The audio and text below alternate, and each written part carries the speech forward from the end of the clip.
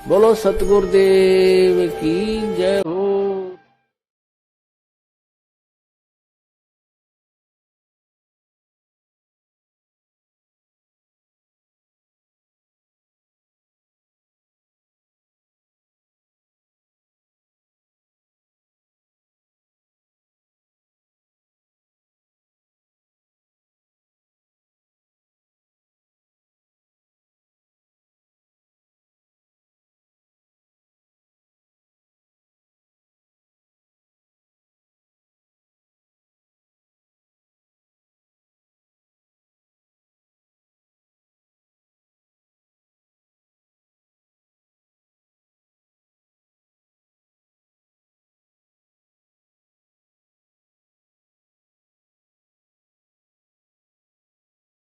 मालिक का ये पूर्ण मिशन है।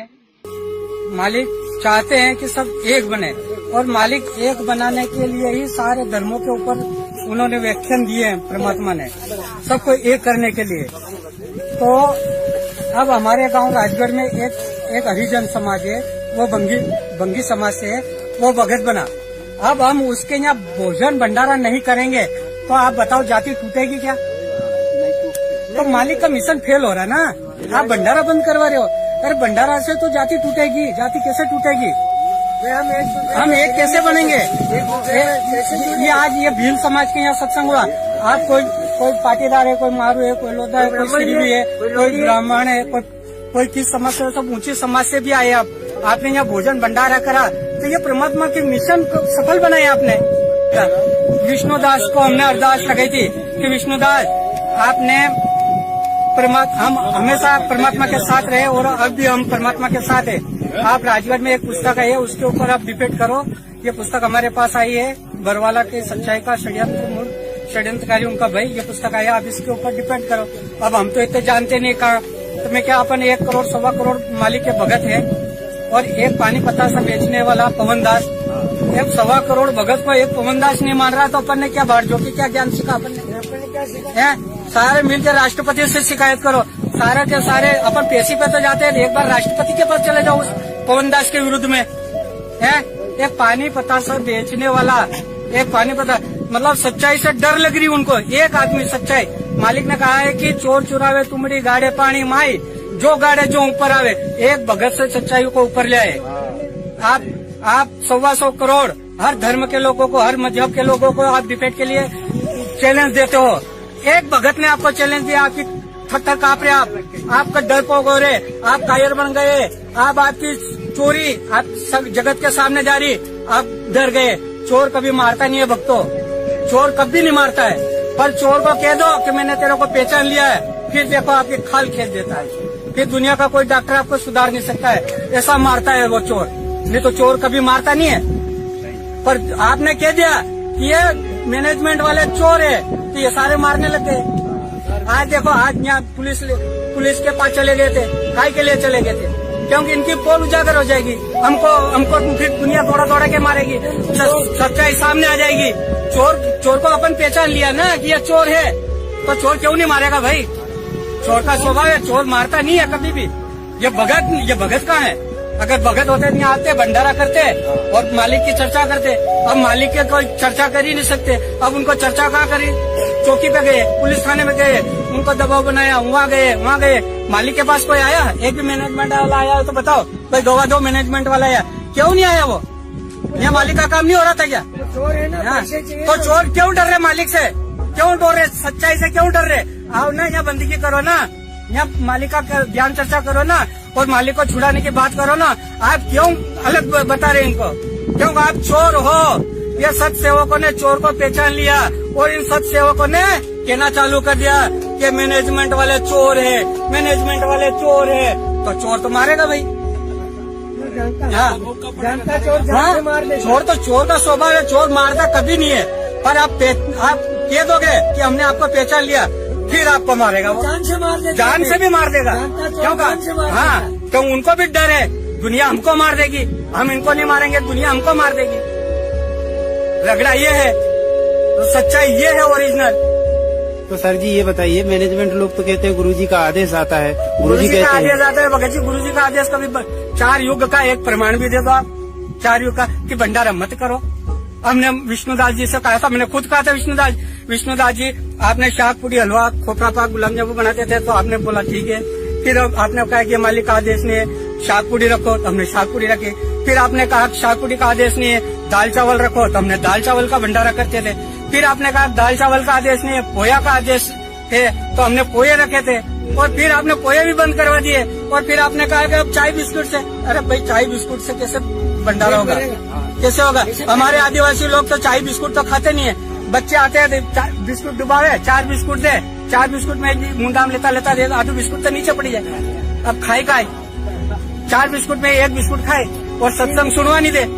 तो हमने विष्णुदास जी से, मैंने खुद कहा विष्णुदास जी से कि 2 रुपए किलो हमको चावल मिलते हैं सरकार की तरफ से, 2 रुपए किलो चावल मिलते हैं, 1 रुपए किलो हमको गेहूं देती है सरकार, हमें ये भंडारा करने के लिए दे दो। हमको ये चाय बिस्कुट का मत क्यों भाई, धाके तो खा लेंगे हम, तो बच्चे हमारे और सत्संग भी बढ़िया सुनेंगे। तो अगर 2 रुपए किलो बिस्कुट मिलते हैं तो आप ट्रकों बंद भेज दीजिए, हम उल्लंघन नहीं करेंगे। अगर 2 रुपए किलो शक्कर मिलती है आप ट्रकों बंद भेज दीजिए, हम कोई उल्लंघन नहीं करेंगे। अगर 2 रुपए किलो चाय पत्ती मिलती है आप ट्रकों बंद भेज दीजिए, हम कोई उल्लंघन नहीं करेंगे। हम कोई उल्लंघन नहीं करें, हम कोई आज्ञा तोड़ना नहीं चाहते, लेकिन आप हमको मजबूर बनाते हैं, हमारा पेट काटते हैं और हमको गुरु जी से दूर करवा रहे हो।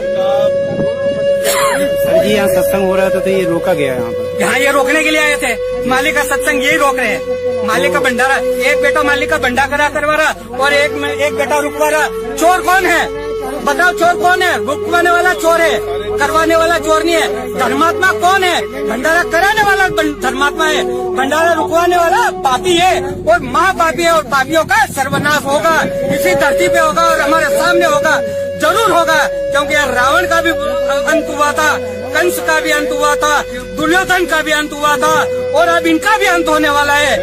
इनकी लड़ाई कोई सत्सेवकों से लड़ाई नहीं है, इनकी लड़ाई कोई लूणा भगत से लड़ाई नहीं है, इनकी लड़ाई डायरेक्ट परमात्मा से लड़ाई है इनकी। और परमात्मा इनको ऐसा निपटाएगा। अब ये डर गए हैं, ये डर गए हैं, इनके पैर के नीचे की जमीन खिसक गई है। ये हमने क्या कर दिए है, हम ये क्या कर रहे हैं? ये मरने में भी नहीं बचेंगे। इनके बच्चों को, इनके परिवार को कोई धूप देने वाला नहीं मिलेगा। नहीं तो देख लो रावण और कंस, इनके परिवार में कोई धूप देने वाला नहीं रहा। इनकी लड़ाई कोई लूणा भगत से नहीं थी, इनकी लड़ाई किसी और से नहीं थी, इनकी लड़ाई केवल परमात्मा से थी। परमात्मा का भंडारा रुकवा रहे, परमात्मा से टक्कर ले रहे हैं। ये इतने बड़े पापी है, ये मानव समाज में इनको जीने का हक नहीं है। पूरे मानव समाज, पूरी पृथ्वी पे इनको कोई रहने का हक नहीं है। जो परमात्मा का विरोधी है वो परमात्मा के अंश के और परमात्मा के बच्चों को रोक नहीं पाएगा। परमात्मा के बच्चों को कोई भी रोक नहीं पाया आज तक। प्रहलाद, अकेला प्रहलाद ने भक्ति करी है, परमात्मा प्रकट हुए, छाती फाड़ दिया ना उसकी, इनकी भी छाती फाड़ देगा। मीराबाई ने अकेली ने भक्ति करी है, आज तो इतनी सारी संगत है। ये लूणा भगत के भाग्य है, इनके पुण्य है, तो यहाँ इतनी संगत आई है। और कहाँ से आई है? ये सब मालिक के बच्चे हैं, ये सब मालिक के बच्चे हैं और मालिक के लिए ये लड़ना चाहते हैं और मालिक के लिए मर मिटना भी चाहते हैं। पर पापी तुम्हारा क्या होगा? तुम्हारा क्या होगा पापियों? तुमने मालिक से टक्कर लिए, किसी सत्सेवक से टक्कर नहीं लिए। तुम मालिक के दुश्मन हो, महापापी हो। इस पृथ्वी पे आपको जीने का कोई अधिकार नहीं है। यह मालिक कान से सत साहेब जय बंदी छोड़, बड़ा बंदी छोड़, सतगुरु रामपाल जी महाराज की।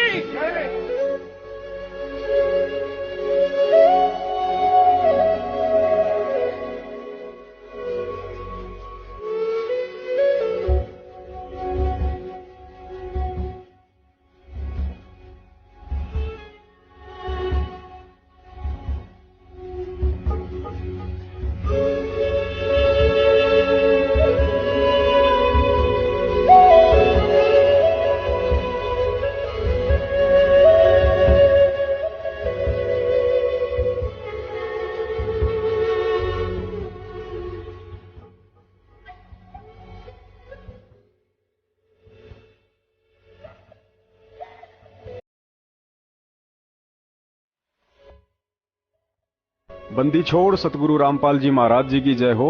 परमात्मा की सभी प्यारी आत्माओं को पवनदास जयपुर वाले का सत साहेब। पुण्यात्माओं, आज आपको एक छोटी सी कहानी सुनाते हैं। करबद्ध प्रार्थना है अंत तक ध्यान से सुनना, क्योंकि किसी भी कहानी का अंत उसकी मोरल होती है। यह कहानी आपको वह सब कुछ समझा देगी जो कि लाखों की संगत पिछले 4 साल से नहीं समझ सकी। दिल्ली शहर में एक वकील रहता था, नाम था केपी सिंह। बहुत ही दिग्गज वकील था। सफेद झूठ को काले में और काले झूठ को सफेद में परिवर्तित कर देना तो उसके बाएं हाथ का काम था। जिंदगी में वकालत से खूब पैसा कमाया और अंत में रिटायरमेंट हो गया, लेकिन उससे पहले अपने बेटे को वकील बना दिया। पिता की अच्छी जान पहचान के चलते बेटे के पास भी काफी केस आने लगे। एक दिन केपी सिंह का बेटा कोर्ट से घर आया तो हाथ में मिठाई का डब्बा था। सबसे पहले पिता केपी सिंह के हाथ में लड्डू थमाकर बोला कि पापा जी मुंह मीठा कीजिए। आज यदि आप मेरी उपलब्धि सुनेंगे तो आपको अपने बेटे पर गर्व महसूस होगा और आपका सीना चौड़ा हो जाएगा। केपी सिंह ने कहा, बेटा जरा बता तो आखिर ऐसी क्या बात है जो तू फूला ही नहीं समा रहा है। बेटा बोला, पिताजी आपको याद हो तो आपके हाथ में पिछले 40 साल से दिल्ली की मशहूर हस्ती सेठ हल्दीराम के दिवंगत पिताजी का एक मुकदमा था, जिसे आप 40 वर्षों तक नहीं निपटा पाए थे। लेकिन आज आपके बेटे ने उस केस में दिवंगत सेठ हल्दीराम के बेटे की जीत करवाकर उसे न्याय दिलवा दिया है। इतना सुनते ही केपी सिंह की आंखें गुस्से से लाल सुर्ख हो गई। बीपी का लेवल बढ़ गया। मिठाई का डब्बा टेबल से उठाकर दूर फेंक डाला। साथ ही एक जोरदार तमाचा अपने बेटे के गाल पर जड़ दिया और बोला, नालायक गधे, तुझे इतना ही नहीं पता कि जिस हल्दीराम के केस में आज तूने उसके बेटे को न्याय दिलवाकर उस फाइल का गला घोट दिया है, उस मुकदमे के पीछे तो मैंने तेरी 4 बहनों की एक से एक घरों में शादियां कर दी। तुम तीनों भाइयों के लिए शहर में अलग अलग कोठियां बना दी। तेरी माँ का अमेरिका से घुटने का ऑपरेशन करवा लाया और तुम तीनों भाइयों के बच्चों को शहर के सबसे टॉप स्कूल में पढ़ा रहा हूँ। और आज तो उसी केस की फाइल बंद करवाकर खुशी खुशी हाथ में मिठाई लेकर आया है कि पापा खुश होंगे। नालायक, तूने तो मेरी प्लानिंग पर ही पानी फेर दिया। महीनों के लाखों रुपए उस केस की बदौलत घर में आ रहे थे, तूने सब चौपट कर डाला।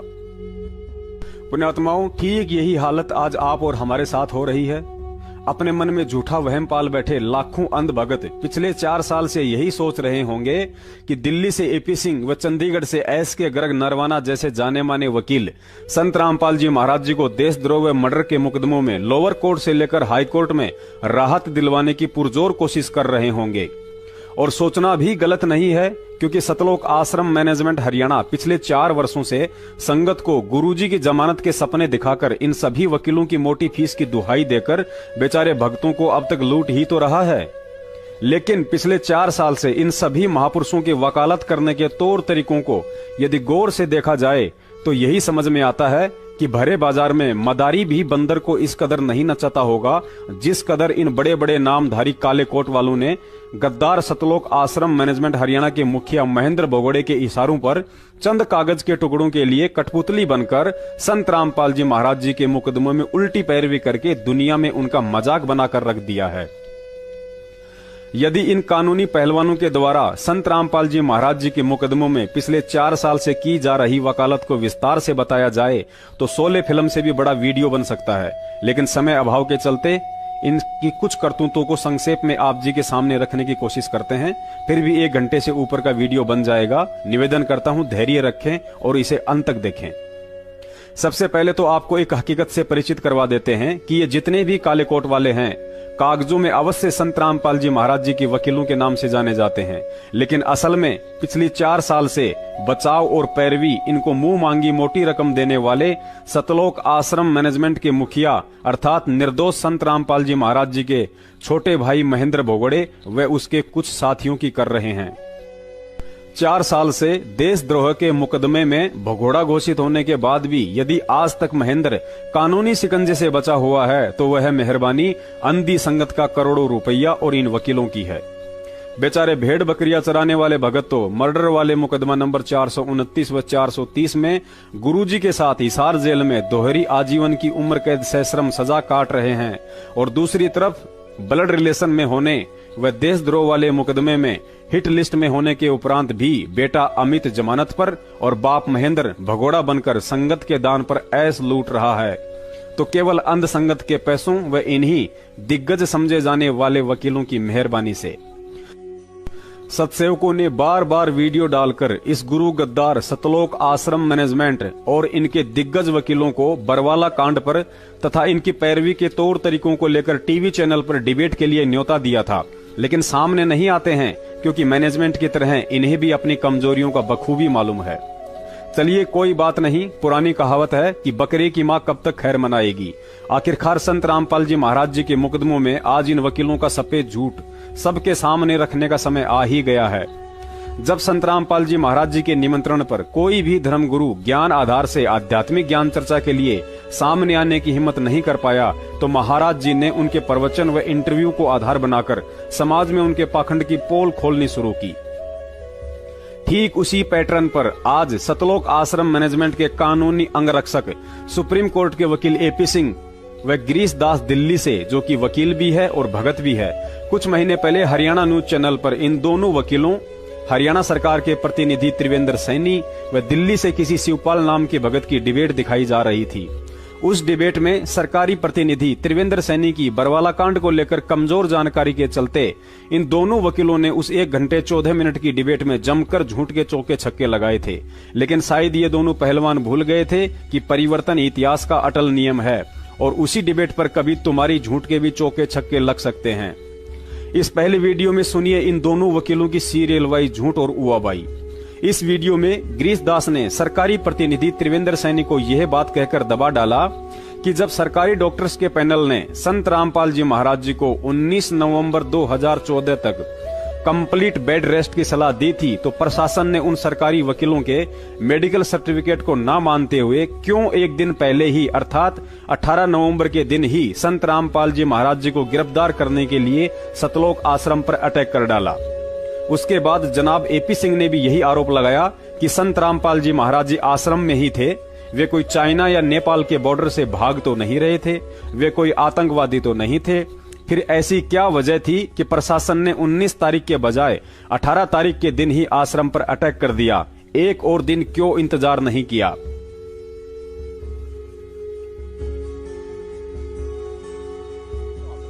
एक और चीज है, यहाँ एक ये भी चीज सामने आती है कि जब वहां उस वक्त स्थिति थी, सरकार के द्वारा ये कहा जा रहा था कि संत रामपाल जी महाराज सामने नहीं आ रहे हैं, तो यदि वो पेश हो जाते तो कंटेंट ऑफ कोर्ट का जो मैटर है, क्या उसको लेकर और परिस्थिति दूसरी होती? नहीं, बिल्कुल पेश होने को। जब 19 तारीख डेट फिक्स कर दी, वो कहीं भाग तो नहीं रहे थे। आपकी 40,000 पुलिस लगी थी सराउंडिंग, कोई ऊपर से हेलीकॉप्टर से तो नहीं आ रहा था, कोई रेड कॉर्नर नोटिस तो जारी नहीं था, कहीं चाइना बॉर्डर और नेपाल बॉर्डर से तो जैसा कि जनरली भाग जाते हैं वैसा तो नहीं था।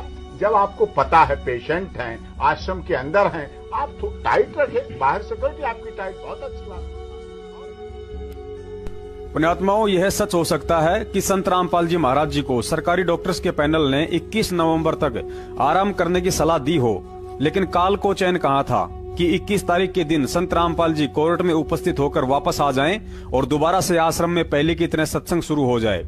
इसके लिए काल ने अपने एजेंट सतलोक आश्रम के प्रवक्ता राज कपूर और महेंद्र भगोड़े में प्रेरणा करके हरियाणा प्रशासन को मजबूरन 19 के बजाय 18 नवंबर के दिन ही सतलोक आश्रम पर कार्यवाही करने के लिए बाध्य कर डाला, क्योंकि 16 नवंबर के दिन ही सतलोक आश्रम के प्रवक्ता राज कपूर और संत रामपाल जी महाराज जी के गद्दार भाई महेंद्र ने कालवश होकर मीडिया के माध्यम से यह कहकर पूरे हरियाणा प्रशासन में भयंकर खलबली मचा डाली कि संत रामपाल जी महाराज आश्रम के अंदर नहीं हैं, हमने परसों ही उनको स्वास्थ्य इलाज के लिए बाहर शिफ्ट कर दिया है।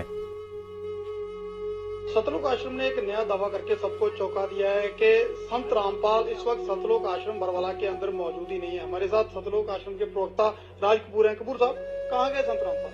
सर, हमें उन्हें अच्छे इलाज के लिए, क्योंकि यहाँ पे डॉक्टर और दवाइयाँ नहीं आने दी जा रही प्रशासन की तरफ से, और बिजली पानी काट दिया है, तो उनको एक अच्छे मेडिकल की जरूरत थी, तो हमने उनको शिफ्ट कर दिया।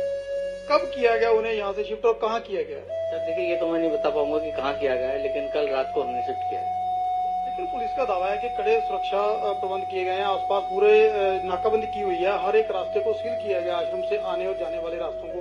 तो ऐसे में इतने कड़े प्रबंधों के बीच कैसे संत रामपाल को यहाँ से शिफ्ट कर दिया गया? देखिए सर, पुलिस आने वाले को रोक रही है, आने वाले को रोक रही है, जाने वालों को नहीं रोक रही। नहीं, लेकिन जिसके लिए ये पूरे इंतजाम किए गए हैं, पूरी नाकाबंदी की गई है संत रामपाल की गिरफ्तारी के लिए, तो क्या संत रामपाल को तो बाहर जाने नहीं देगी है इतनी आसानी से पुलिस?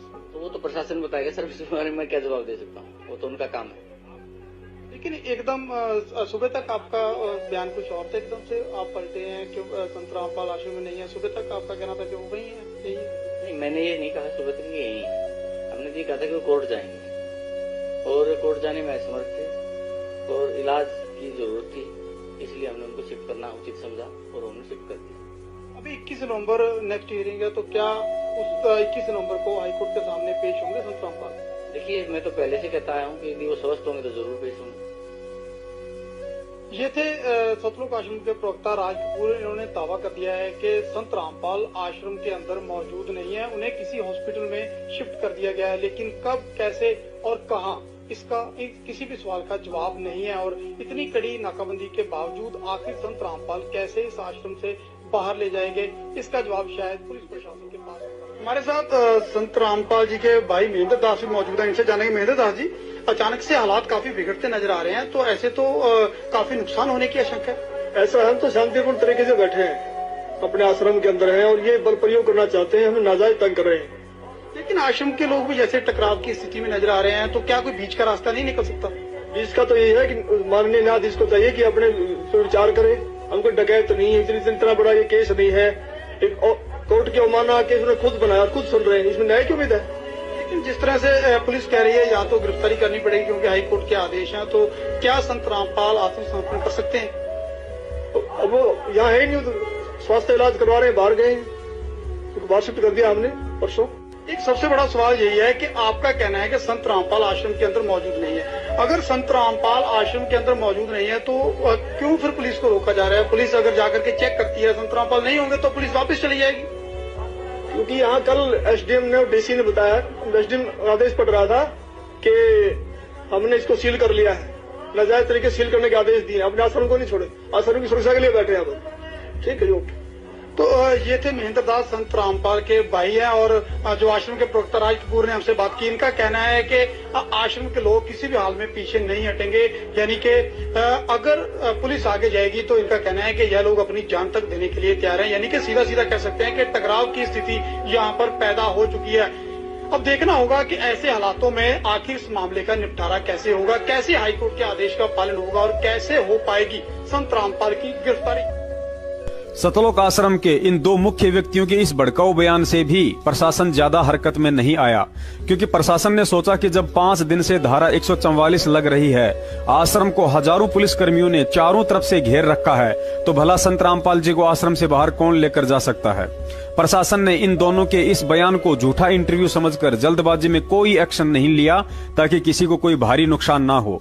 जब मैनेजमेंट वालों ने देखा कि हमारी दाल नहीं गली और पुलिस तो उल्टा संयम दिखा रही है, तो इन काल एजेंटों ने सीधा ही प्रशासन व कोर्ट को सतलोक आश्रम पर जबरन अटैक करने के लिए यह बयान देकर खुली चुनौती दे डाली कि आज हमने यह तय किया है कि 17 तारीख तो क्या, इससे आगे भी संत रामपाल जी महाराज यदि खुद भी कोर्ट में जाना चाहेंगे तो उन्हें नहीं जाने दिया जाएगा। वहीं इस मामले पर राष्ट्रीय समाज सेवा समिति के अध्यक्ष और सतलोक आश्रम के समर्थक राम कंवल ढाका ने आज शाम को कहा है कि अगर बाबा रामपाल खुद भी जाना चाहेंगे अदालत में तो वो उनको नहीं जाने देंगे। आइए उन्होंने क्या कहा ये भी आपको सुनवाते हैं। पहले जाना चाहें तो संत रामपाल जी महाराज को भी हमारी 1 लाख लोगों की लाशों के ऊपर से गुजरना पड़ेगा, ये आज हमने निर्णय लिया है सर। इसलिए किसी भी सूरत में 17 तारीख तो क्या, उससे आगे भी हम संत रामपाल जी महाराज को किसी भी झूठे मुकदमे में न्यायालय में उपस्थित नहीं होने देंगे। जी, तो काफी सरगर्मी हो गई है, माहौल तनावपूर्ण बनता जा रहा है। पुण्यात्माओं, इस बयान को सुनने के बाद प्रशासन के पास 19 तारीख तक इंतजार करने वाले सारे ऑप्शन स्वतः ही खत्म हो जाते हैं, क्योंकि सतलोक आश्रम मैनेजमेंट के प्रवक्ताओं ने स्पष्ट कर डाला कि ना ही तो आज और ना ही आज से आगे संत रामपाल जी को किसी भी कीमत पर कोर्ट में हाजिर नहीं होने दिया जाएगा। तो फिर प्रशासन क्या मूर्ख है जो 40,000 पुलिस फोर्स को लेकर सर्दियों में 19 तारीख तक का इंतजार करेगा, क्योंकि मैनेजमेंट के बयान के अनुसार तो 21 नवंबर को भी आश्रम की तरफ से यही ठेंगा दिखाया जाना था। अतः अब इन दोनों वकीलों की मोटी बुद्धि में यह बात घुस जानी चाहिए कि यही वो मुख्य कारण था जिसकी वजह से हरियाणा प्रशासन को ना चाहते हुए भी 19 नवंबर के बजाय 18 नवंबर के दिन ही सतलोक आश्रम बरवाला पर कानूनी कार्रवाई करनी पड़ी थी।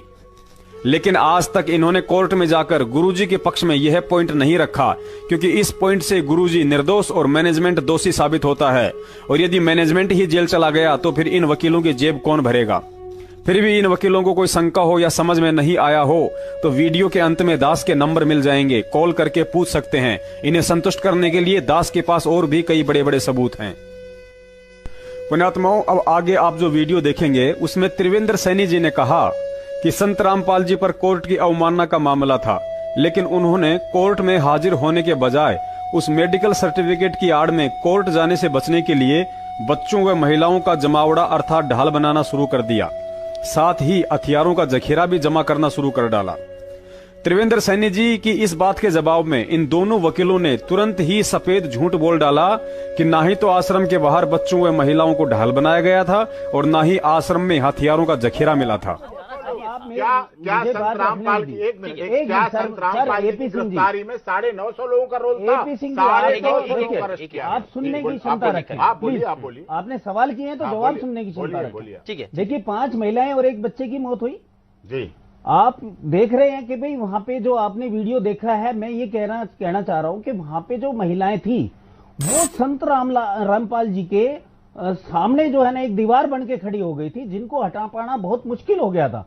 और जो भीड़ और जो हथियार वहां पे जो लोगों ने जमा कर रखे थे उस मेडिकल एड के साइड में, मतलब जो एक संत रामपाल जी, एक मिनट मुझे नहीं, आप मेरी बात अधूरी रह जाएगी सर, आप मेरी बात अधूरी रह जाएगी। आप सुन लीजिए पहले, थोड़ा सुन लेते हैं। जो वहां पे मेडिकल का जो टाइम दिया गया, संत रामपाल जी ने कहा भाई हम 19 नवंबर को जो है पेश हो जाएंगे, लेकिन 15, 16, 17 को वहां पे क्या हुआ, वहां पे उनके अनुयायियों ने वहां पे जमावड़ा लगाना शुरू कर दिया और वहां पे हथियारों का जखीरा जोड़ना शुरू कर दिया। और वहां पे जो महिलाओं की जो संख्या थी जो उनके अनुयायी है, निश्चित तौर पर हम आप ऐसा कोई हथियारों का जखीरा आश्रम से नहीं मिला है। ठीक है, जरा जवाब ले लेते हैं गिरीश जी से। ठीक है त्रिवेंद्र जी, आपका जो सवाल है वो जरा जवाब ले लेते हैं गिरीश जी से। गिरीश जी बताना चाहूंगा, गिरीश जी यहाँ ये सवाल उठ रहा है कि हम आपकी बात नहीं काट रहे हैं, आप हमारी बात मत काटिए। आपको बोलने का पूरा अधिकार दिया गया, हमें भी तो सरकार का पक्ष रखना। हमारी सरकार निर्दोष है, रामपाल अनुयायियों के विरोधी नहीं है। झूठे आरोप लगाकर आप अपना पक्ष मत रखिए, आप बिल्कुल पक्ष रखिए, सच्चाई के साथ रखिए। 1 मिनट, जो हथियारों का जखीरे की बात कही जा रही है, मैं को बता दूं कोई ऐसा हथियारों का जखीरा आश्रम में नहीं था। वहां पे हथियार बरामद नहीं किए। मेरी बात सुनिए, जो भी हथियार थे कोई भी गैर लाइसेंसी हथियार नहीं था। परिवार सहित आते थे लोग, परिवार सहित आते थे, परिवार के साथ जो महिलाओं को आगे करके जिस तरीके क्या गोलियां नहीं चलाई आस्था है उसको संत रामपाल जी में जो 5 महिलाएं मरी उसका जिम्मेवार कौन है? रामपाल हो गए, जिससे कि आपने अभी जो क्वेश्चन करा है कि वहां महिलाओं को ढाल बनाया गया था, ऐसा कुछ नहीं है, क्योंकि संत रामपाल जी महाराज इसमें बाइज्जत बरी हो चुके हैं। वहां पर किसी भी महिला को, किसी भी बच्चे को कोई ढाल नहीं बनाया गया था। और रही बात हथियारों के जखीरे की, वहां पर ऐसा कोई भी, आप पुलिस रिपोर्ट देखिए ना, पुलिस रिकवरी रिपोर्ट देखिए कि कौन सा हथियारों का जखीरा। लगता है सतलोक आश्रम मैनेजमेंट की तरफ से इस झूठे प्रवक्ता गिरीश दास ने अभी नई वकालत शुरू की है। इसे वकील होकर अभी ढंग से झूठ बोलना भी नहीं आता है, क्योंकि उसके लिए भी टैलेंट की जरूरत होती है। कहते हैं ना कि नकल में भी अकल की जरूरत होती है। अरे भाई, वर्षों से एपी सिंह के साथ रह रहे हो, कम से कम इतना हुनर तो सीख लिया होता कि शब्दों के माध्यम से कौवे को कैसे बगुला सिद्ध किया जाता है। त्रिवेंद्र जी ने बिल्कुल सत्य कहा कि मेडिकल की आड़ में आश्रम के बाहर बच्चों व महिलाओं को ढाल बनाया गया था, क्योंकि मैं पवन दास उस घटना के समय वहां मौजूद था और इन बच्चों व महिलाओं को ढाल बनता देख उस समय पूरी दुनिया ने भी मीडिया के माध्यम से आंखों से देखा था। फिर भी तुम लोगों को इस डिबेट में झूठ बोलते हुए जरा भी शर्म नहीं आई। गिरीश भैया, लाखों भक्तों की भीड़ अंधी और मूर्ख हो सकती है जो आपकी इस उवाबाई पर यकीन कर ले, लेकिन दुनिया इतनी मूर्ख नहीं है। देखिए इस वीडियो में जो उस समय मीडिया वाले भी बार बार यही सवाल कर रहे थे कि मामला संत रामपाल जी महाराज व कोर्ट के बीच में है, फिर इन बच्चों व महिलाओं को क्यों ढाल बनाया जा रहा है। और इन नालायकों ने तो वहां भी सफेद झूठ बोल दिया कि बच्चों व महिलाओं को यहाँ हमने नहीं बैठाया, ये अपनी मर्जी से बैठे हैं। जबकि तुम गद्दारों ने तो इस दास की आंखों के सामने उन बच्चों व महिलाओं को जबरन संत रामपाल जी महाराज जी के झूठे आदेश बता कर 2 शिफ्टों में हाथों में तख्तियां देकर बैठाया करते थे, ताकि अंत में प्रशासन आश्रम पर अटैक करने के लिए मजबूर हो जाए और संत जी को जेल। बच्चे और महिलाओं को इसके बीच में लाने का क्या संदर्भ? बच्चे महिलाएं हम नहीं लेके आए, बच्चे महिलाएं आप भी बीमार हटा भी तो नहीं रहे उनको। किसको? बच्चे महिलाओं को नहीं हम हटा रहे हैं, लेकिन वो जिद कर रहे हैं। अब उनकी जिद के आगे हम क्या करें? वो भी संत रामपाल जी महाराज के अनुयायी। रही बात आश्रम के अंदर हथियारों का जखीरा जमा करने की, तो यह बात भी बिल्कुल सत्य है। संत रामपाल जी महाराज जी को बंधक बनाकर इन सतलोक आश्रम के गुंडों ने बाहर से सैकड़ों की संख्या में कैंसीट और भारी मात्रा में डंडे और पथराव के लिए आश्रम की छत पर पत्थरों का इंतजाम कर रखा था। इसके अलावा सतलोक आश्रम मैनेजमेंट के द्वारा बाहर से भी कुछ हथियारबंद गुंडे बुलवाए गए थे, जिन्हें भगत बनाकर पुलिस प्रशासन के आगे उनके हाथों में जलती हुई मसाले, डंडे व पेट्रोल बम देकर खड़ा कर दिया गया था, क्योंकि महेंद्र सहित इन सभी गुंडों का यही मकसद था कि हर हाल में संत रामपाल जी की बदनामी और उन्हें जेल करवानी है। देखिए उन किराए के गुंडों का उत्पात और आश्रम के अंदर से जब्त लाठी डंडे। सतलोक आश्रम सरकार के लिए चुनौती बन चुका। रामपाल अब सलाखों के पीछे है, लेकिन अब भी पुलिस को उसके आश्रम से आपत्तिजनक सामान बरामद हो रहे हैं।